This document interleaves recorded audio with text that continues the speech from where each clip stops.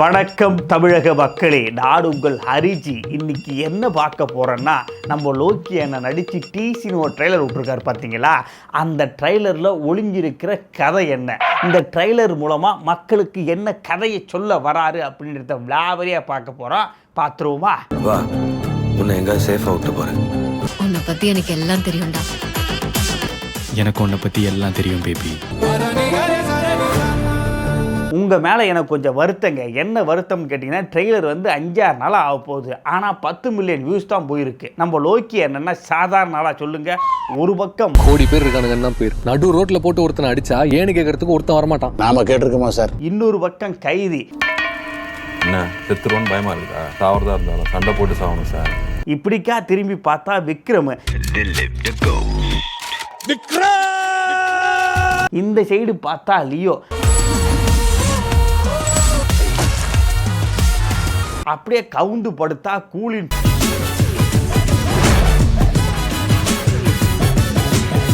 எவ்வளோ பர்ஃபெக்டான ஹிட்டு படங்கள்லாம் கொடுத்தாரு. அந்த மனுஷன் கஷ்டப்பட்டு நடித்து ஒரு ட்ரெய்லர் விடுறாரு. 10 மில்லியன் வியூஸ் தெரியுங்களே. இந்நேரத்துக்கு 50-60 மில்லியன் தாண்டி போகிறதில்ல. அதனாலே உங்கள் மேலே எனக்கு ரொம்ப கோவங்க. எனக்கு வருத்தம்ப்பா, எனக்கு ரொம்ப வருத்தம். இத்தனை நாள் என் கூட பழகிட்டு இப்படி பண்றீங்க, அசிங்கமா இருக்குடா. லோக்கி அண்ணனுக்கு சப்போர்ட் பண்ணுறதுக்காக தாங்க இந்த வீடியோவே. எனக்கு வியூஸே போகலனாலும் பரவாயில்ல, இந்த வீடியோவை பார்த்துட்டு அங்கிட்டு போயிட்டு 10 மில்லியனை நீங்கள் 50 மில்லியனை ஆக்குனாலே எனக்கு போதும். எனக்கு வியூஸ் வேணாம். இதை பார்த்துட்டு நீங்கள் 50 மில்லியனா மாத்துறீங்க. நிச்சயம் செய்கிறேன். டிசி ட்ரெய்லரை பார்த்தங்க. அடாடாடாடாடா, ஒரு உன்னதமான, பரிசுத்தமான, அற்புதமான, ஆத்மார்த்தமான ஒரு காதல் கதையை அப்படியே அற்புதமாக கொண்டு போறாங்க. புனிதமான காதலப்பா, நீ எடுத்து விடு மாப்ள. இந்த ட்ரெய்லர் ஒரு பக்கம் இருக்கட்டும், இது கடையில ஒரு பிஜிஎம் வரும் பாருங்க.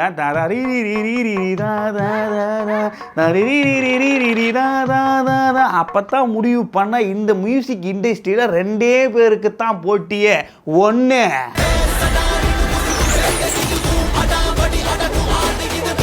இன்னொன்னு.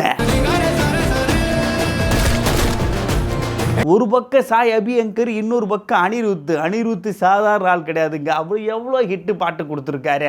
அந்த இடத்த சாய் அபியங்கர் பிடிச்சிட முடியுமா? ஏதாவது ஒரு படத்தில் ராத்தி இவன் வந்து போச்சு. பார்ப்போம். இதுக்கப்புறம் தான் 2 பேருக்குமே போட்டியே. 2 பேருக்கு நடுவுல தான் போட்டியே. சரி, இது ஒரு பக்கம் இருக்கட்டும். இப்போ நம்ம ட்ரெய்லருக்குள்ள வருவோம். நம்ம லோக்கி என்ன எப்பவுமே எந்த மாதிரி படம் எடுப்பாரா? எப்போ பார்த்தாலும் கண்ணு எடுத்துச்சுமா டப்பு டப்பு டப்பு டப்பு டப்புன்னு சுடுற மாதிரி படம் எடுப்பாரா? அதை விட்டால் போதைப் பொருள்களை தடுக்கிறது, இங்கே இருக்கு போதைப் பொருள் அப்படியே போட அலேக்கா தூக்கிட்டு வந்தோம்னு சொல்லிட்டு ரொம்ப சுவாரஸ்யமாக படம் எடுத்திருந்தார்ல மனுஷன். ஒரு ட்ரக் ஃப்ரீ சொசைட்டிக்கு அதுக்கு மரியாதை வேணாமா சார்? இந்த ட்ரக்கோட எஃபெக்ட்ஸ் என்னன்னு தெரியுமா? குரங்கா மாறிடும் சார். இப்போ நம்ம லோக்கி அண்ணன் பார்த்தாரு. ஓகே, உங்களை வச்சு படம் எடுத்ததெல்லாம் போதும், இப்போ நானே களத்தில் இறங்குறேன், என்னைய வச்சு ஒரு படம் இறங்குறான்னு சொல்லிட்டு வந்துச்சு பாருங்க டிசி ட்ரெய்லர். அடாடா அற்புதம்.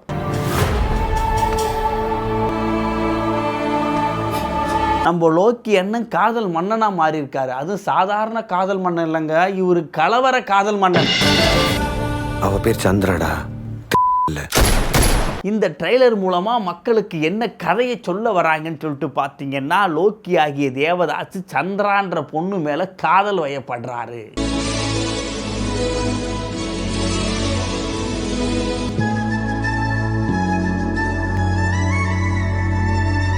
இங்க பாருங்க, சந்திரான்னு சொன்ன உடனே நீங்க அந்த சந்திராவுக்கு போயிடாதீங்க. சந்திரா, உனக்கு அந்த பையனை தெரியுதா? நம்ம மணிமேகலா புள்ள. அந்த சந்திராலாம் கிடையாது, இவங்க டிசியில் இருக்கிற சந்திரா. அதனால தான் தேவதாஸ் சந்திரா டிசிஏ அப்படின்ற ஒரு பேரே வைக்கிறாங்க. நீ எங்க போற? இந்த லவ் மிஸ் ஆகலாமா? இந்த லவ் மிஸ் ஆகலாமா சார்? இந்த லவ் சார். இப்போ தேவதாஸுக்கு சந்திராவுக்கு காதல் மலர்ந்து ரொம்ப அற்புதமாக போயிட்டு இருக்கு. சின்னஞ்சீரு சீக மனசுக்குள் சிறு சிலுன்னு சின்ன தூரல் போட அப்படின்ற மாதிரி காதல் மலர்ந்து அற்புதமாக போயிட்டு இருக்கும்போது சந்திராவுக்கு ஏதோ ஒரு பிரச்சனை வருது. போலீஸை கொள்ளுவா, டாக்டரை கொள்ளுவா. சந்திராவுக்கு பிரச்சனை எங்கேருந்து வருதுன்னு சொல்லிட்டு பார்த்தீங்கன்னா, காவல்துறையின் மூலமாக பிரச்சனை வருது. இதனால சந்திரா ஒரு படும் மோசமான நிலைக்கு தள்ளப்படுகிறாள்.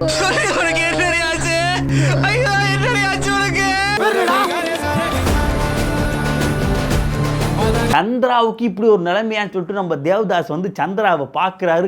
கண்ணும் பேசுது. ஏம்மா சந்திரா, நான் பொறுக்கியா சுற்றிட்டு இருக்கும்போது என்னையே காதல் வயப்பட்டு என்னையே ஒரு மனுஷனாக மாற்றினது நீ, உனக்கே இந்த நிலைமையான்னு சொல்லிட்டு தேவதாஸ் பொங்குறாருங்க.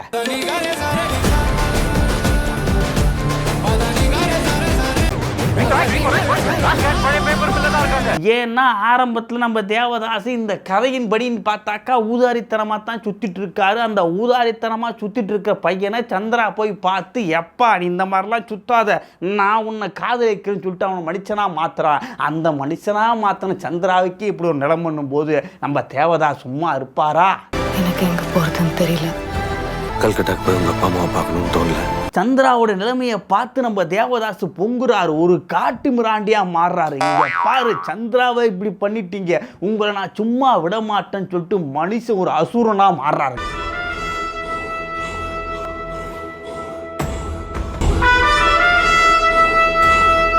ஒரு பக்கம் தேவதாஸ் இப்படி அசுரனா மாறி நிற்கும் போது இன்னொரு பக்கம் சந்திரா பார்க்குறாடாடாடாடா, எனக்காக ஒரு மனுஷன் இப்படி போராடுறானே, அவனுக்கு துணையா நான் இப்போன்னு சொல்லிட்டு சந்திராவும் போய் கூட சேர்றா.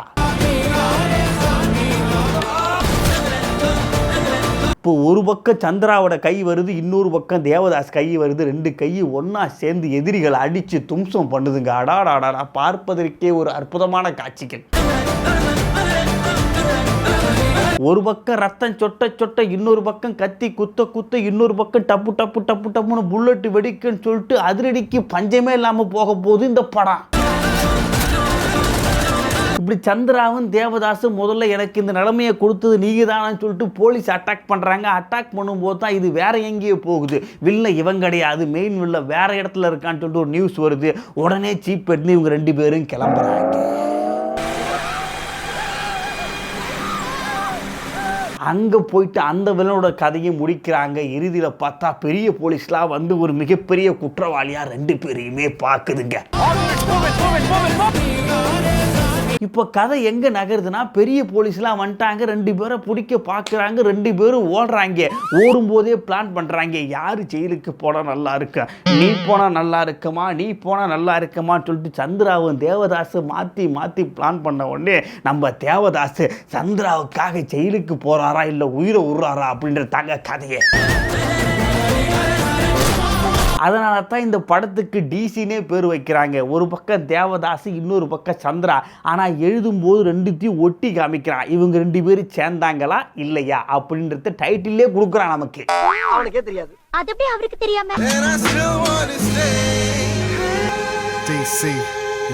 மொத்தத்தில் இந்த டிசி ட்ரெய்லர் எப்படி இருக்குன்னா, ஒரு அற்புதமான காதல் கதையை லோக்கியனை எடுத்து அதில் அப்படியே கலவரம் அப்படின்ற மசாலாவை தூவி இடையில போலீஸு வில்லங்கே அப்படி எல்லாத்தையும் சொருவி கத்தி குத்துலாம் டப்புன்னு வச்சு இந்த காதல் ஜெயிச்சிச்சா தோத்துச்சான்ற ஒரு கதையை எடுத்துகிட்டு வராங்க பாருங்க. அடாடாடாடா, வேற லெவல். வா, உன்னை எங்கேயாவது சேஃபாக விட்டு போகிறேன்.